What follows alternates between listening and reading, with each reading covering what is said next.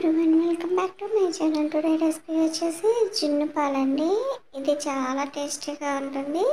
ముందుగా ఎలా చేయాలో వీడియోలోకి వెళ్ళిపోదాము. పావు లీటర్ జున్ను పాలు తీసుకుంటే పావు లీటర్ ప్యాకెట్ పాలు కానీ గేదె పాలు కానీ వేసుకొని ఈ రెండింటిని ఒకసారి కలుపుకొని స్టవ్ ఆన్ చేసేసి స్టవ్ మీద పెట్టేసుకొని ఒక గెట్టి తీసుకొని కలుపుకుందాం. జున్ను పాలు అంటే ఫస్ట్ రోజు ఈనింది బాగా గడ్డ అవుతుంది, అది చాలామందికి ఇష్టం.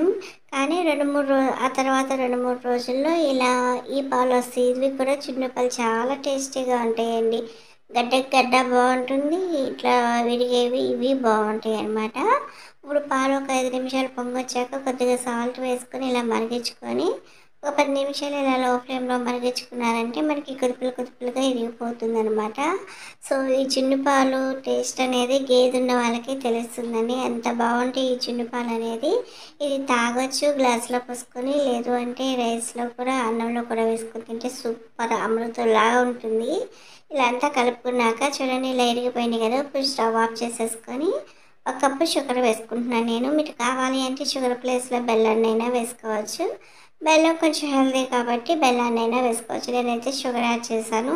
మీరు కావాలంటే ఈ టైంలో ఇలాచీని కూడా యాడ్ చేసుకోవచ్చు. నాకు జున్ను ఫ్లేవర్ బాగా తెలియాలని చెప్పేసి నేను ఇలాచీ వేయలేదు. మీరు కావాలంటే వేసుకోవచ్చు. ఇప్పుడు షుగర్ అంతా బాగా మెల్ట్ అయిన తర్వాత దీన్ని ఒక బౌల్లోకి సర్వ్ చేసుకుంటే ఎంత టేస్టీగా ఉండే జున్ను పాలు రెడీ.